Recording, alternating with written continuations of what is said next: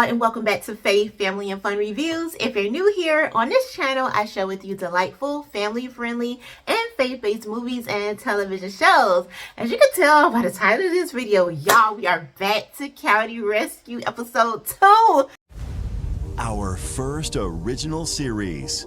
Gotta be ready for anything. Welcome to County Rescue. Oh my goodness, as you can tell by the expression on my face, I am not disappointed. It's just getting better and better, and I am so hooked, okay? Y'all know from that first review, okay, y'all know from last week's first review that I was just so connected, loving all the characters here. We went into depth on the different characters and kind of where I was thinking, you know, their story was going to go or where it derived from, all of that good stuff. And then here we do get more details into just the different lives of certain characters in this episode. Of course, we do have our main character here, which a lot of the focus is on Danny, which I said I loved her, being introduced to her, excuse me. Last week was just a delight. I just loved literally everything about her, last week. And here we are in the second episode, and I still feel just as connected, even more so connected here with Danny, because she's seen in the first episode, I mean, we know that nobody's really perfect, but at the same time, you got a certain vibe from her that she's just a overall sweet person, and you really can't really see her doing anything devious or underhanded or anything of that nature. Like, we just didn't get that at all. At least I didn't from Danny, okay? So in this episode, we do explore a different side of her for a little bit that really caused a thing that really could, ruin her chances of getting hired. And on top of that, really bring on some ongoing legal issues that could happen as well. We really don't know, okay? But yes, I'm going to try to go from the beginning to the end. Of course, I am doing this from memory because I just wanted to be in the moment. I wanted to be excited. Well, I am excited, but I didn't really want to seem like I'm reading off a script or something like that. I mean, all props to people who do that and can kind of make that connection and still be themselves, but that doesn't necessarily work for me. Okay, so y'all gonna have to forgive me there. So yes, I am doing this just based off of my memory and on top of just what really connected with me as I explored the episode, okay? As I'm just there and just going through all these different emotions and all this other stuff, y'all. Oh my goodness, y'all. This thing just had me... It had me all over the place. It really did. I was just so connected. I was just in there, right? Still rooting for Danny, girl. And Tim. Still loving them, all right? But anyways, yes. So, if any of you have not, because I know I'm uploading this video pretty early. I know everybody hasn't seen the episode yet. So if that is you, here's your moment. Here's your chance, the big chance to go ahead and get on out of here, and you can come back to this video later after you don't watch the episode. Go ahead. I'm going to give you a second or two. Go. All right. You good? Y'all good? Okay. We back for those of you who have watched the episode and we just talking about it. Like you're talking to your homegirl. We all up in the Kool-Aid, and yes, we do know the flavor, okay, this time. Yes, we do know it.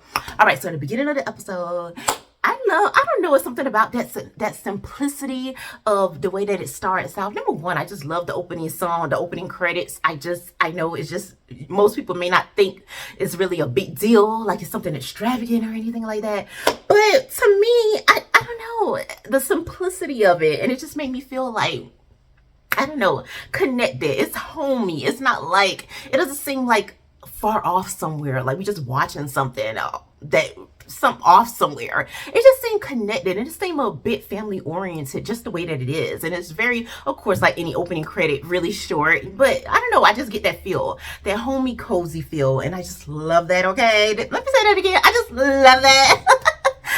Anyway, so yeah.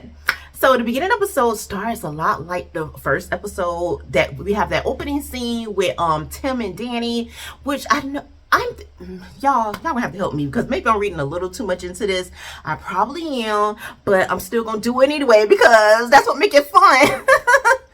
So it's something about it opening with Tim and Danny. The first episode, it opened with them. They didn't know each other, so that was a bit of them being introduced to one another. That's the opportunity to, get to know each other. Well, letting each other know that they exist and letting us know who they are.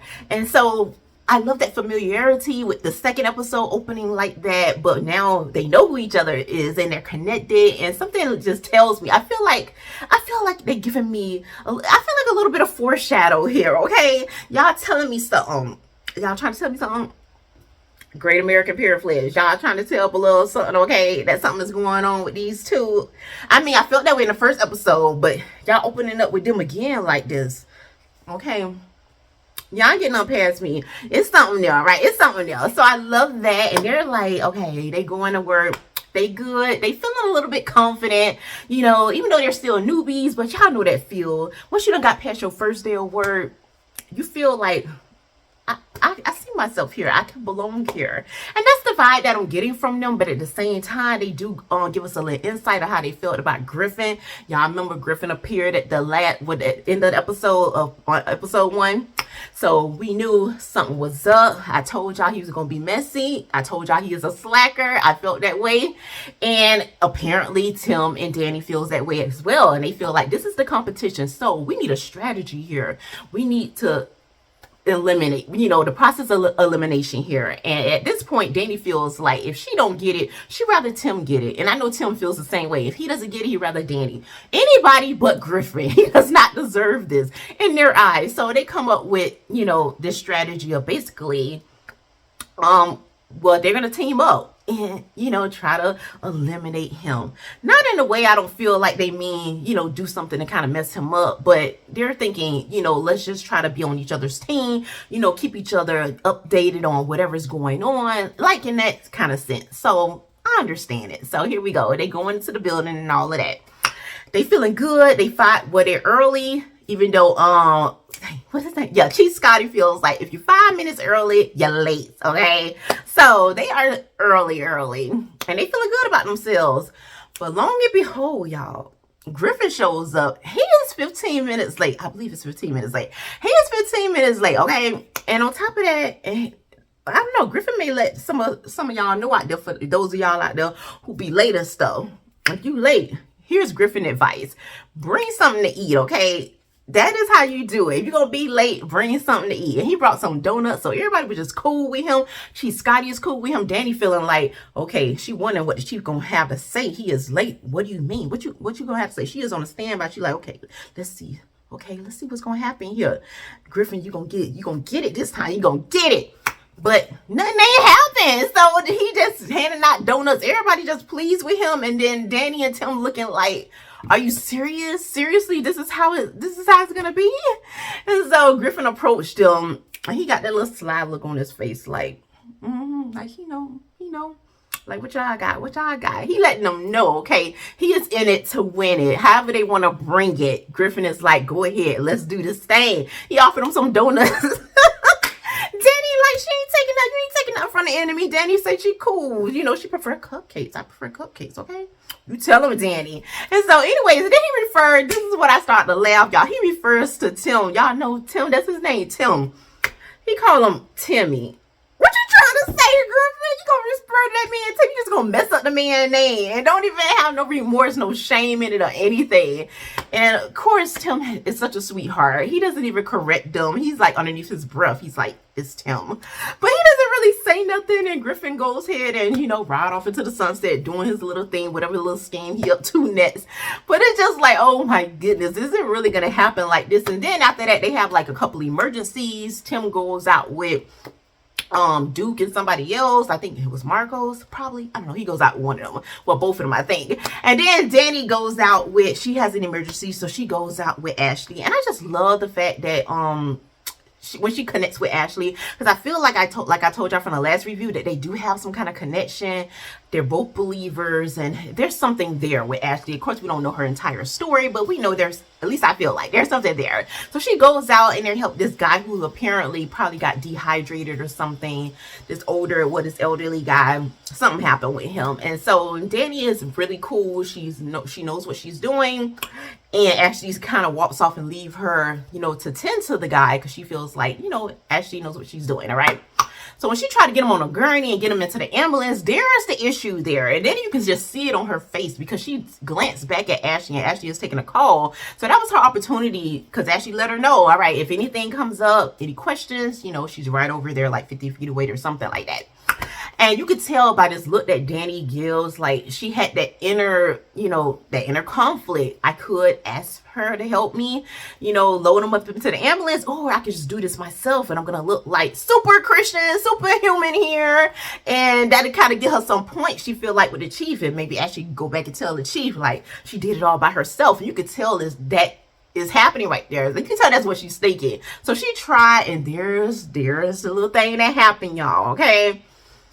The little accident that could really affect her chances of getting hired. It could affect the department. They already struggling with funding. All kind of different things could happen in the future as a result of this one little, well, it is a big major accident, but I'm saying this little decision that could have really stopped that inside of her. And, you know, and I love how Ashley approached it.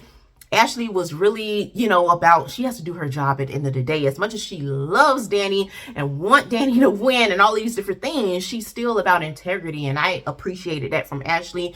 She does her job. She lets her know, basically, you know, that was wrong what she did, but it was not in a way where she's condemning her, she's like breaking her spirit or anything, which I really appreciate that. But at the same time, Ashley was stern and she was clear, and she let her know, I'm gonna have to go back and tell Chief, as much as she doesn't want to do this. And she goes back, and you know, Chief gonna give her a piece of his mind. All right, he did not hold back. I felt so bad for Danny, but one of the big things that I walked away, and for this episode, what I took away from this episode, especially in that particular moment, is Ashley telling Danny, basically, you know, I don't remember the exact words, I'm kind of paraphrasing, y'all forgive me here, but she said something along the lines that basically don't let her, well, serving others, it shouldn't become serving yourselves. Like you're starting out serving others, and then somehow you make it about you. And that was a big moment. I could tell it really hit Danny like a ton of daggers hitting her chest, you know, just cutting her up inside, because she realized, you know, God, not only did she make a mistake and her boss wouldn't be pleased with her, but God, I mean, above all, God would not be pleased with you. And that is really the foundation of everything, why you're there. And so can you imagine just hurting God like that? And so that was so big and heartfelt to me, and that was one of the big things that I walked away from this episode, and we're going to get into our scripture later which covers that. But yes, that was a big thing. And I believe, okay, Griffin kind of used this to his advantage. You know, he heard about it, is going around the department, or what happened with Danny and different things like that. And so he's, throughout the entire episode, Griffin been trying to get at Danny, basically saying, offering her, let's hang out, you know, after work, when we have some free time, let's get together. He's basically saying there's no reason why we should be enemies here. He's trying to just, you can tell he's trying to get to her. He's trying to come off sincere, but to me, I don't really, I'm not taking it as him being sincere. I feel like this is part of his strategy, his plan to kind of eliminate, you know, he's trying to get underneath her skin. He knows her weakness. He's been studying her. He's been watching her from afar. The same thing he's been doing with Tim. But of course, she's a female, so he's a male. So understandably so, he's going to try to get to Danny. And plus, he knows, he sees that, same thing I see, that Tim has deeper feelings for Danny. So he feels like he can really get rid of both of them by just getting to Danny. You know, he's going to hurt Tim by just getting, you know, becoming a part of her world. And slowly but surely, Tim is going to fade away into Danny's background. That's what we kind of got from this episode. You could tell Tim was feeling a little bit jealousy, feeling like, or I thought we were on the same team here. Are you telling me you're kind of siding with Griffin? And even though Danny makes it clear throughout the episode to Tim, it's nothing like that. Like she feel like she is not trying to connect with him. She doesn't want anything to do with him, even though he's trying throughout the episode. But Tim can feel like what I feel. He's slowly but surely breaking her down. He's becoming human to her now. And Danny is, you can tell, she's a empath. She does feel for people. She connects with people. She's a believer. So, you know, that's what we do. We love people. We feel for people. We want to help. And so he's slowly surely getting into that bubble in her world, making her feel for him, not in a romantic way, but in a sense of he's becoming a human being to her. He's not the enemy, you know.